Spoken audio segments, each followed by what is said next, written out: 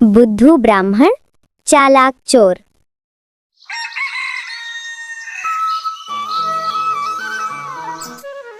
एक गांव में एक ब्राह्मण रहता था। वो पूजा पाठ और पंडिताई करके अपना और अपने परिवार का पालन पोषण करता था। वो स्वभाव से सीधा, ईमानदार और धार्मिक व्यक्ति था।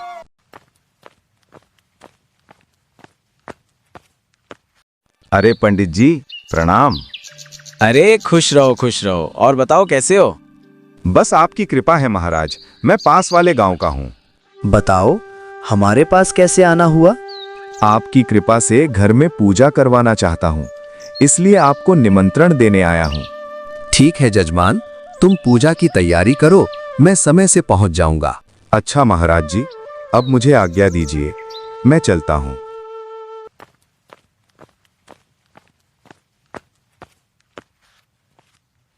कुछ दिन बाद एक दिन ब्राह्मण पास के गांव में पूजा कराने चला। अरे सुनती हो, महाराज जी आ गए हैं, जल्दी से पूजा की तैयारी करो। जजमान और उसकी पत्नी ने मिलकर पूजा की तैयारी बनाई। ब्राह्मण ने पूजा सफलतापूर्वक संपन्न कराई। यजमान प्रसन्न होकर बोला, महाराज ये लीजिए, मैं आपको दक्षिणा के रूप में ये बकरी देता हूँ। अच्छा जजमान, अब मैं चलता हूँ, मुझे जंगल के रास्ते घर जाना पड़ेगा। ब्राह्मण ने बकरी को अपने कंधे पर रखा और खुशी खुशी अपने घर की ओर चल पड़ा। ब्राह्मण जंगल के रास्ते चल रहा था। रास्ते में 3 धूर्तों की नजर ब्राह्मण पर पड़ी। जैसे ही उन्होंने ब्राह्मण के कंधे पर बकरी देखी, उनके मुंह में पानी आ गया। वाह, कितनी मोटी ताजी बकरी लिया है ब्राह्मण। इसका मांस कितना स्वादिष्ट होगा, खाने में तो मजा ही आ जाएगा। मांगने से तो ये ब्राह्मण बकरी नहीं देगा, कोई ना कोई चाल चलनी पड़ेगी, तभी बकरी का मांस खाने को मिलेगा। इतनी बात सुनकर तीसरा धूर्त बोला, तुम दोनों चिंता मत करो, मेरे पास एक ऐसा उपाय है जिससे ब्राह्मण खुद अपनी बकरी हम तीनों को दे देगा। इसकी बात सुनकर दोनों आश्चर्य में पड़ गए। तब पहला धूर्त बोला, अरे भाई, ऐसा कौन सा उपाय है जिससे ब्राह्मण खुद अपनी बकरी देगा? हाँ भाई, जल्दी बताओ कौन सा उपाय है, कहीं ऐसा ना हो तुम उपाय ही सोचते रहो और ब्राह्मण बकरी लेके चला जाए। तीसरे धूर्त ने दोनों साथियों को अपनी योजना बता दी। योजना सुनकर तीनों बहुत खुश हुए और अपने अपने काम पर लग गए। उधर जब ब्राह्मण पास आया, तब थोड़ी दूर जाकर पहला धूर्त ब्राह्मण के सामने आया और बोला, अरे ब्राह्मण देवता, ये कंधे पर क्या लादे हुए हैं और कहाँ से ला रहे हैं? धूर्त की बात सुनकर ब्राह्मण बोला, अरे मूर्ख, तुझे दिखाई नहीं देता क्या? इतनी बड़ी बकरी लिया हूँ, फिर भी पूछ रहा है। ब्राह्मण की बात सुनकर धूर्त बोला, बकरी? अरे नहीं, ये तो कुत्ता है महाराज। राम राम, ब्राह्मण होकर कुत्ता कंधे पर रखे हुए हैं। धूर्त की बात सुनकर ब्राह्मण बोला, अरे लगता है तुम अंधे हो गए हो, जाओ जाओ अपनी आंखों का इलाज कराओ। ब्राह्मण हंसते हुए धूर्त को डांटकर भगा देता है। पहला धूर्त मुस्कुराता हुआ आगे बढ़ जाता है। ब्राह्मण धीरे धीरे आगे बढ़ता है। तभी कुछ दूर में दूसरा धूर्त ब्राह्मण के सामने आता है। धूर्त बोला, ब्राह्मण देवता, इस बछड़े को कंधे पर क्यों रखे हैं? क्या इसकी टांग टूट गई है? धूर्त की बात सुनकर ब्राह्मण हंसते हुए बोला, अरे भाई, लगता है तुम भी अंधे हो गए हो, ये बछड़ा नहीं बकरी है।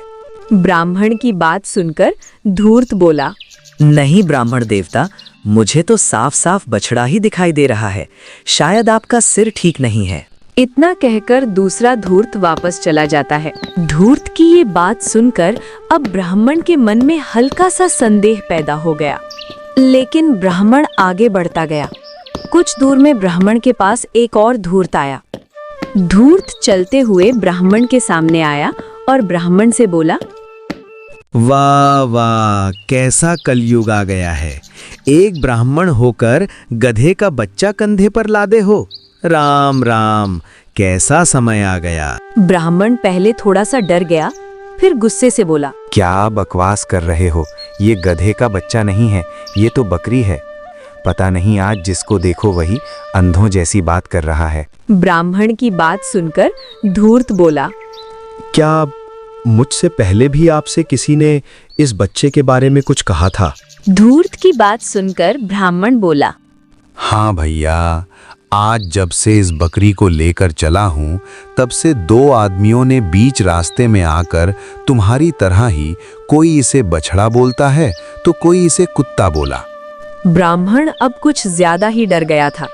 ब्राह्मण को इस तरह डरे हुए देखकर धूर्त बोला, अरे ब्राह्मण देवता, अगर ये जानवर 3-3 लोगों को अलग अलग दिखती है तो पक्का ये कोई साधारण जीव नहीं है।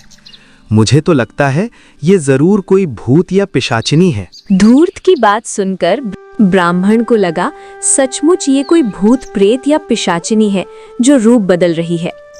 ब्राह्मण अब कुछ ज्यादा ही डर गया था। ब्राह्मण को इस तरह डरे हुए देखकर धूर्त बोला, कहीं ऐसा तो नहीं ब्राह्मण देवता कि आपके जजमान ने अपनी परेशानी आपके कंधे पर टांग दी हो? धूर्त की ये बात सुनकर ब्राह्मण का डर और भी बढ़ गया। अब ब्राह्मण का मन पूरी तरह डर और संदेह से भर गया। धूर्त की ये बात ब्राह्मण के मन को लग गई। अब उसे भी लगने लगा कि ये बकरी नहीं, सचमुच में कोई भूत प्रेत या पिशाचिनी है जो बार बार रूप बदल रही है। अब ब्राह्मण पूरी तरह से डर गया था। उसने डर के मारे बकरी को अपने कंधे से फेंका और पूरा जोर लगाकर जान बचाकर भागने लगा। इधर ब्राह्मण को जान बचाकर भागते देखकर धूर्त खुशी के मारे जोर जोर से हंसने लगा।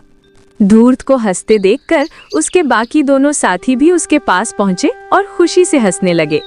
वाह भाई, मान गया तुम्हारे दिमाग को। ऐसी योजना बनाई तुमने कि ब्राह्मण खुद बकरी छोड़कर भाग गया। हाँ भाई, आज तो तुम्हारी वजह से हम तीनों को बकरी का ताजा मांस खाने को मिलेगा। इस तरह तीनों दोस्त मोटी ताजी बकरी पाकर बहुत खुश हो जाते हैं। इसके बाद तीनों धूर्तों ने बकरी को लेकर अपने घर की ओर चले गए। उधर ब्राह्मण देवता डर के मारे इतना जोर से भागे कि उन्होंने पीछे की तरफ मुड़कर भी नहीं देखा। ब्राह्मण हांफते हुए अपने घर पहुंचा और बोला, जान बची तो लाखों पाए, जजमान ने तो मेरी जान ही ले ली थी ये भूतिया बकरी देकर। इस तरह तीनों धूर्तों ने अपनी बुद्धिमानी से ब्राह्मण को मूर्ख बनाकर उसकी बकरी लूट ली और वहीं ब्राह्मण ने अपनी मूर्खता के कारण अपनी बकरी गंवा दी। शिक्षा। इस कहानी से हमें ये शिक्षा मिलती है कि राह चलते किसी भी अपरिचित की बात पर तुरंत विश्वास नहीं करना चाहिए और सुनी सुनाई बात पर सोच समझकर निर्णय लेना चाहिए।